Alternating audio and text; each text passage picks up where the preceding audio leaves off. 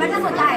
ये ना ही सर्द होता है ना ही गर्म होता है। इस मौसम में फूल खिलने लगते हैं और दरख्तों पर नए नए पत्ते आने लगते हैं। मौसमों की बुनियाद जमीन की हरकत की बात है जो सूरज से गिर्द गैसी सतह पर हरकत करती है। जमीन का वो हिस्सा जिसमें हम रहते हैं, जब वो सूरज के करीब आ जाता है तब हमें गर्मी महसूस होती है और जब सूरज से दूर चला जाता है तब हमें सर्दी महसूस होती है। दरअसल मौसम दो ही है, सर्दी और गर्मी। लेकिन जब सर्दी का इंतहा हिस्सा शुरू होता है तब दरख्त के पत्ते झड़ने लगते हैं और हम कहते हैं कि खिला गई, लेकिन दरअसल वो सर्दी का इंतहा हिस्सा होता है। बाहर को अंग्रेजी में स्प्रिंग और फारसी में खुजा कहा जाता है। इसके बाद हम आपको बारिश के बारे में मालूमात देंगे। बारिश बादलों से पानी के खतरों का अलग गिरने के अमल को कहते हैं। बारिश के को इनमें बहुत से नाम है, जैसे कि बारिश, बरखा, मेघा, मीना, पूनम वगैरह।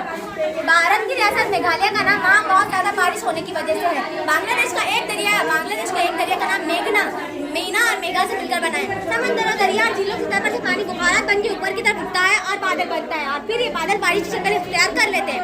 बारिश जिरात और पौधों के लिए जिंदगी की हैसियत रखती है। बारिश को बकाया समुद्र से नापा जाता है। बारिश का एक खतरा कम से कम 1 या 2 मिलीमीटर का होता है। मानसून बारिश और मौसम के एक बहुत बड़े निजाम का नाम है।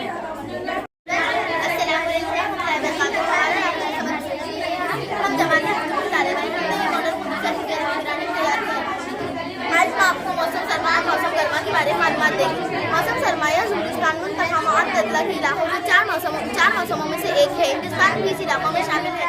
इस मौसम में दिन छोटे हो जाते हैं और रातें लंबी, दर्जा हरारत गिर जाता है। हिंदुस्तान में मौसम सर्मा दिसंबर से फरवरी तक रहता है। 31 दिसंबर के साल की सबसे लंबी रात होती है। मौसम सर्मा की सर्दियों के बारे में ऐलान है, इसीलिए कहते हैं हाई बसंत पाला हमारा सर्दी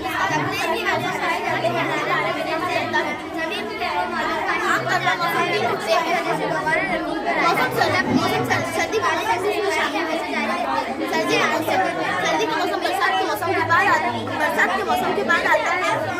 सर्दी का मौसम के बाद गर्मी का मौसम आता है। आमतौर पर हिंदुस्तान में 3 मौसम पाए जाते हैं, इनके बारे में कहा जाता है।